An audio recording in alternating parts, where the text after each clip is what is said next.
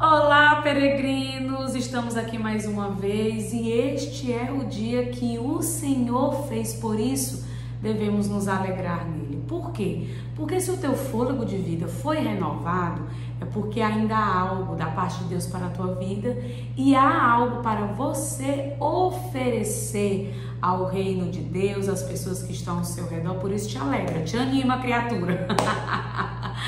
Este é o dia que o Senhor fez, alegremos-nos nele. E vamos seguir hoje estudando o capítulo 4 da primeira carta do apóstolo João. E o tema hoje é forte, nós vamos falar sobre quem? Falsos profetas, discernimento de espíritos. Pois vamos começar orando, porque certamente a orientação da parte de Deus para as nossas vidas. Paizinho, mais uma vez nós queremos te agradecer pela tua palavra revelada, que nos instrui na verdade e que nos livra do engano. Por isso, Espírito Santo de Deus, nos dá entendimento, porque essa palavra conforta a nossa alma, nos orienta e aumenta a nossa fé. Assim eu te agradeço, em nome de Jesus. Amém. A versão que eu estou usando aqui tem como epígrafe desse capítulo os falsos profetas. Na Bíblia da Kézia King James está aqui discernimento de espíritos. Lembrando que epígrafe não é Bíblia, é só um título que os comentaristas, as pessoas que organizaram a Bíblia, colocaram como fim didático, para já dizer qual é o tema daquele capítulo, certo? Vamos lá. Versículo 1.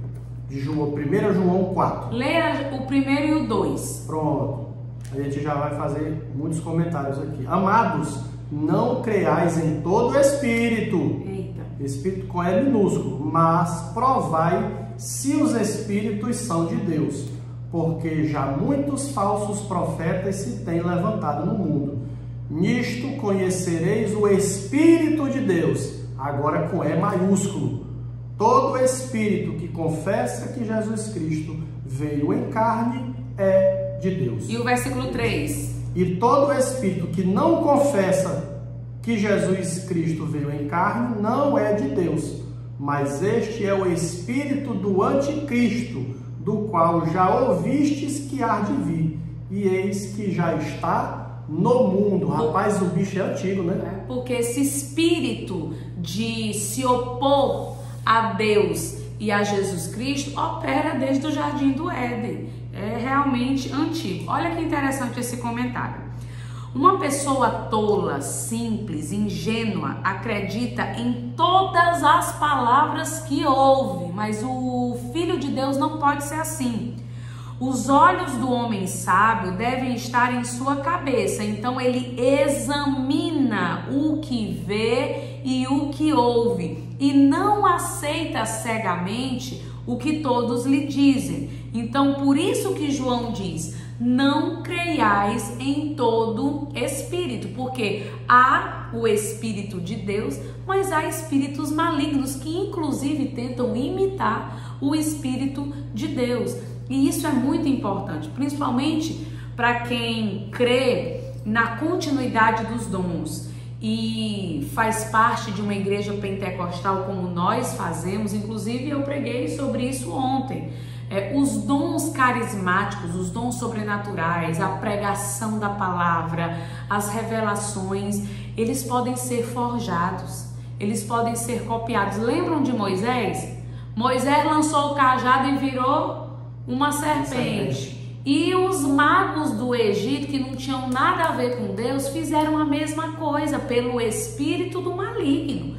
Então, nem tudo que a gente vê de sobrenatural significa que vem da parte de Deus, e nem toda pregação, não é porque a pessoa está com a Bíblia aberta que significa que ela está pregando pelo Espírito de Deus, porque é o que estava acontecendo aqui, muitos pregando dizendo que Jesus não era o Filho de Deus. E João já deixa aqui claro, se vocês ouvirem alguém falando que Jesus não é Deus, vocês nem ouçam mais. É como Paulo ensina, se vier alguém ensinando um outro evangelho, mesmo que este faça milagres, sinais e maravilhas, ele é anátema. ele deve ser rejeitado. Acontece muito, às vezes a gente começa a ouvir alguém e essa pessoa fala tão bem e é tão envolvente, aí de repente a gente percebe, nós que conhecemos a palavra, que ali tem um engano, né, meu bem? O que a gente costuma fazer? A gente já não ouve mais. Tenha cuidado, porque essas pessoas que disseminam heresias no meio do povo de Deus são pessoas altamente envolventes, convincentes. Olha o que diz aqui o comentário do Spurgeon.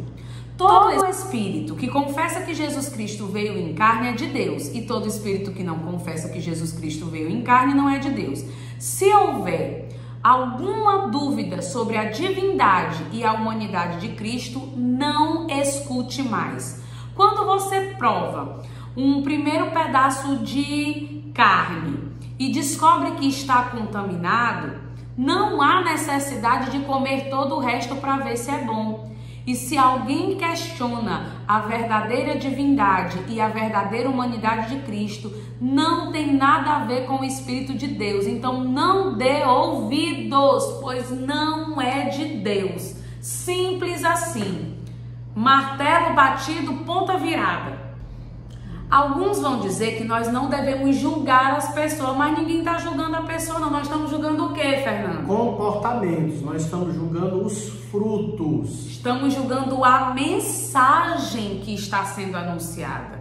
Fernando estava me dizendo aqui, nem o juiz que emite uma sentença julga a pessoa, como é? Ele julga não a pessoa, ele julga o determinado ato, o determinado comportamento de uma pessoa numa determinada data. Então, nem o juiz ele julga a pessoa. Ah, eu vou te condenar porque tu é baixo, porque tu é gordo, porque tu é feio. Ah, eu não gostei de ti. Nenhum juiz faz isso. Ele julga o comportamento, o fruto daquela pessoa naquele dia. Julga, inclusive, com provas. Ele tem que ter os fatos, por isso que tem um advogado e tem as testemunhas.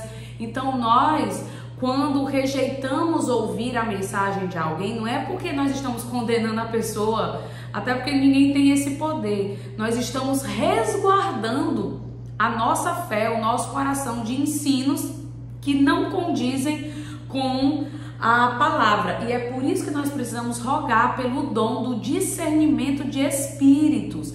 Mas olha aqui a garantia que nós temos no versículo 4. Filhinhos, sois de Deus e já os tendes vencido, porque maior é o que está em vós do que o que está no mundo. Por isso a importância de nós nos enchermos da palavra.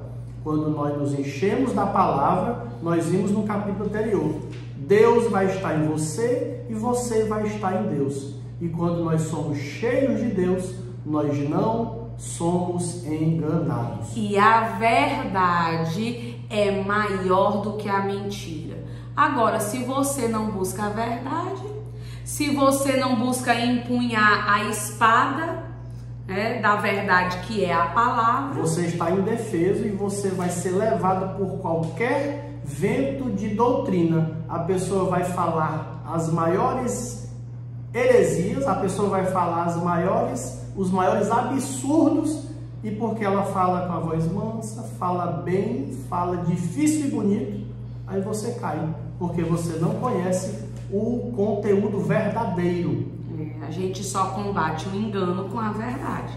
Versículo 5. Eles são do mundo. Esse povo que está pregando um evangelho que não condiz com o evangelho genuíno. Eles são do mundo. Por isso falam do mundo e o mundo os ouve. Aquele que tem comichão no ouvido, aquele que não suporta a sã doutrina, aquele que quer enveredar ou pelo caminho da libertinagem ou pelo caminho da religiosidade, porque são os extremos. Lá em 2 Timóteo 4, Paulo vai dizer, dar um ouvido a doutrinas de demônios. Misericórdia. Não se matricule na FTS. Que é isso? Faculdade Teológica de Satanás. Misericórdia. Está repreendido. Versículo 6. Nós somos de Deus. Aquele que conhece a Deus, ouve-nos. Aquele que não é de Deus, não nos ouve. Nisto conhecemos nós o espírito da verdade e o espírito do erro. E aqui não era orgulho ou soberba de João, era convicção de quem tinha andado com Jesus, né? Vamos seguir agora, porque João vai retomar o ensino sobre o fundamento da nossa fé, que é o amor. Versículo 7. Amados, amemo-nos uns aos outros, porque o amor é de Deus, e qualquer que ama é nascido de Deus e conhece a Deus. Aquele que não ama não conhece a Deus, porque Deus é amor. Isso me faz lembrar de minha mãe. Ela é muito discreta e ela sempre vê o melhor em todo mundo. Às vezes eu tô lá esbravejando, como é que fulano fez isso, como é que ciclano fez aquilo, e ela lá, não, é porque fulano teve uma vida difícil, não, meu bem, é assim mesmo. E ela sempre vê o melhor das pessoas, mas de vez em quando ela toma conhecimento de alguém que foi cruel, que não ajuda, aí ela, de uma forma muito mansa, ela faz mais ou menos essa declaração. É estranho, né? A pessoa diz que conhece a Deus e age dessa forma. Tem alguma coisa errada aí, porque se fosse pelo Espírito de Deus, não agiria dessa forma. Daquela maneira muito tranquila. Eu acho até que ela tinha o mesmo temperamento, a mesma personalidade de João, e de fato é isso. O que João está dizendo aqui? Quem ama, revela, mostra que há Deus na vida dela. Agora, uma pessoa que não ajuda, avarenta, cruel, mentirosa, egoísta, orgulhosa, ela vai revelando que ela, ainda que diga intelectualmente que serve a Deus, mas ela é dominada ainda pela carne, e ela se parece mais com o calça apertada, mais com o capiroto do que com Deus. E vamos seguir. Você não queria ler aqui, meu bem? Interessante. Nesses dois versículos, 7 e 8, João vai nos exortar a amar por 3 razões. Primeiro, o amor é a própria natureza de Deus, sim, a qual ele mostrou dar o seu próprio Filho por nós. Então, se nós compartilhamos a sua natureza, se nós nascemos de Deus, é porque a natureza de Deus é o amor. Segundo, pelo fato de Deus nos ter amado, nós que experimentamos esse amor, perdão, essa ajuda, nós somos obrigados a ajudar os outros, mesmo que isto envolva um grande custo pessoal. Terceira razão, se nos amarmos mutuamente, Deus continuará a viver em nós e o seu amor será aperfeiçoado em nós. Versículo 9. Nisto foi manifestado o amor de Deus para conosco. Por esta causa, Deus enviou seu Filho unigênito ao mundo para que pudéssemos viver através dele. 10. Nisto está o amor, não em que nós tenhamos amado a Deus, mas em que Ele nos amou e enviou seu Filho para propiciação pelos nossos pecados. Amados, se Deus assim nos amou, também nós devemos amar uns aos outros. Ou seja, a iniciativa de restaurar a comunhão perdida, a iniciativa da salvação não foi nossa. A iniciativa da salvação foi totalmente de Deus. Ele proveu o meio pelo qual nós seríamos salvos. E isso é maravilhoso. E só quem entende o quanto foi amado é capaz de amar. Porque é o que ele diz aqui: se Deus assim nos amou, devemos também amar uns aos outros. É por isso que a gente sempre ensina. O coração do evangelho é o perdão. Nós fomos perdoados. Como nós vamos nos negar a perdoar o nosso irmão? Que a ofensa do nosso irmão contra nós, por pior que tenha sido, nunca será igual à ofensa que nós cometemos contra Deus. É por isso que eu digo, só consegue amar quem se vê amado. Só quem medita, quem entende o amor de Deus na sua vida. Aí esse amor, ele transborda. Claro que não de uma maneira perfeita como Deus nos amou, mas o Espírito gera em nós o amor ágape, que não necessita de reciprocidade. Nós não amamos apenas aqueles que são amáveis. Nós não amamos apenas aqueles que são bonzinhos.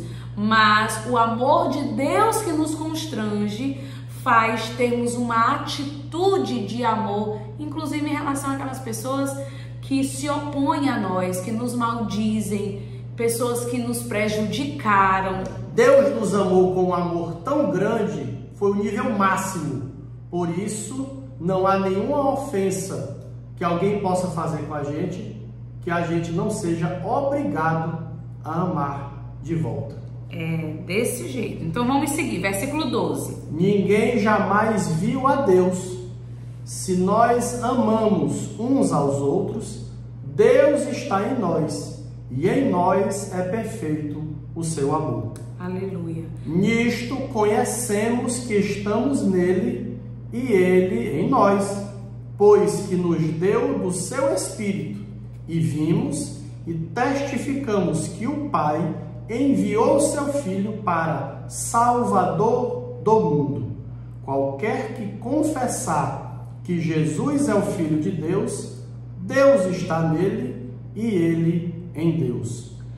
É muito maravilhoso isso. Por quê que nós sabemos que Deus está em nós? Quando nós amamos de uma forma que o mundo não pode compreender. Tipo Estevão, sendo apedrejado, ele pregando a palavra, expondo toda a história do povo de Israel. A Bíblia diz que aqueles que pagaram as falsas testemunhas para apedrejarem Estevão, diz que eles rangiam os dentes de ódio. E aí quando ele vê os céus abertos, o que é que ele faz? Ele ora a Deus. Oh Senhor, não lhes impute este pecado. Ele ora como Jesus. Ele diz, eles não sabem o que estão fazendo. Ou seja, Deus em Estevão, Estevão em Deus. Porque só pelo amor de Deus, através de Jesus, nós conseguimos amar dessa maneira. Versículo 16. E nós conhecemos e cremos no amor que Deus tem para nós. Ele está dizendo, nós somos alcançados pela graça. Nós confiamos nesse amor, porque a maioria das religiões, ou boa parte delas, manipula os seus fiéis pelo medo, o medo da condenação. E sim, nós devemos ter um temor de estarmos separados de Deus. Esse é o verdadeiro temor que nós devemos ter. Mas olha o que ele diz, nós conhecemos e cremos no amor que Deus tem para nós. Deus é amor e aquele que habita em amor, habita em Deus e Deus nele. Essa é a nossa segurança. 17. Nisto é perfeito o amor para conosco, para que no dia do juízo, porque esse dia vai chegar para todos nós, tenhamos confiança. Olha aí. Porque qual ele é, somos nós também neste mundo. Olha o versículo 18. No amor não há temor, antes o perfeito amor lança fora todo o temor, porque o temor tem consigo a pena, e o que teme não é perfeito em amor. Então, se você está na igreja, em algum círculo religioso, apenas por medo do inferno, em algum momento da sua caminhada, você vai falhar em amar. Falhando em amar, você vai estar provando que não conhece a Deus. Se você prova que não conhece a Deus, Deus não está em você. Se Deus não está em você, você não creu no Filho de Deus. E aí você está condenado. Olha que lindo esse comentário. Quando um homem ama com um amor perfeito, ele escapa da escravidão.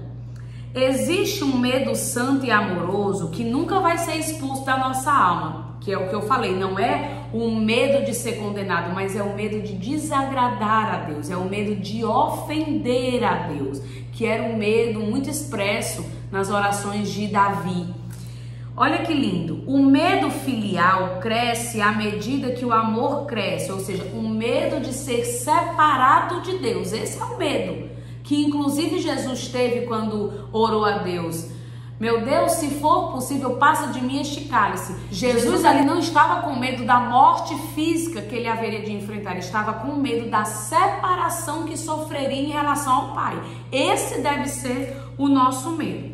Devemos sempre cultivar esse temor sagrado, esse respeito solene a Deus, mas não temos medo dele. Você pode dizer com ousadia: Ele é o meu Deus, é o meu Pai, Ele me amou. Você pode dizer isso e você deseja se aproximar dele, embora ele seja um fogo consumidor. Mas quando você conhece a Deus, você sabe que esse fogo consumidor vai queimar apenas aquilo que você deseja ser queimado e aquilo que ele deseja queimar em nós, não a nós, não a nossa comunhão, né? Ele irá usar o seu fogo consumidor para nos purificar e fazer a nossa luz, a nossa vida brilhar mais intensamente, mas nós não seremos consumidos, porque Ele nos amou, Ele entregou o seu Filho, e é nessa confiança que nós caminhamos e estaremos diante dele no dia do julgamento dos santos. Versículo 19. Nós o amamos porque Ele nos amou primeiro. Oh, glória a Deus. Versículo 20, ele vai repetir alguma ideia que ele já falou aqui, ó. Se alguém diz, eu amo a Deus e aborrece ao seu irmão, é mentiroso, pois quem não ama seu irmão, a qual viu, como pode amar a Deus a quem não viu? E dele temos este mandamento, que quem ama a Deus, ame também a seu irmão. Por isso que o símbolo do cristianismo, um dos, é a cruz. Nós temos o nosso relacionamento vertical com Deus e nós também temos que ter o nosso relacionamento horizontal com o nosso irmão. Porque, como eu já disse aqui, o nosso irmão e nós somos imagem e semelhança de Deus. Não tem como amar a Deus sem amar o seu irmão. Claro como água cristalina. Ensino precioso, confrontador, e que o Espírito Santo de Deus nos dê essa graça, essa capacidade de amar os nossos irmãos, inclusive aqueles que às vezes é difícil, vamos ser sinceros, mas se existe a ordem, é porque o Espírito Santo capacita. Deus não é doido. Ele não daria uma ordem impossível de ser cumprida. Até porque tem muitas vezes que nós não somos amáveis. A gente fica só querendo dizer que, oh, mas como é difícil amar o irmãozinho, o atribulado. Às vezes o atribulado somos nós. É verdade. Elas ficam aí, só falam de lá pra cá, né? E de cá pra lá. É verdade. Muitas vezes nós não somos amáveis. Aí o irmãozinho que tá lá com o amor de Deus no coração, ó, aí ele nos ama, sem a gente merecer. É verdade. Recado de Deus para a tua vida. Eu já recebi aqui. Deus te abençoe e até o nosso próximo encontro.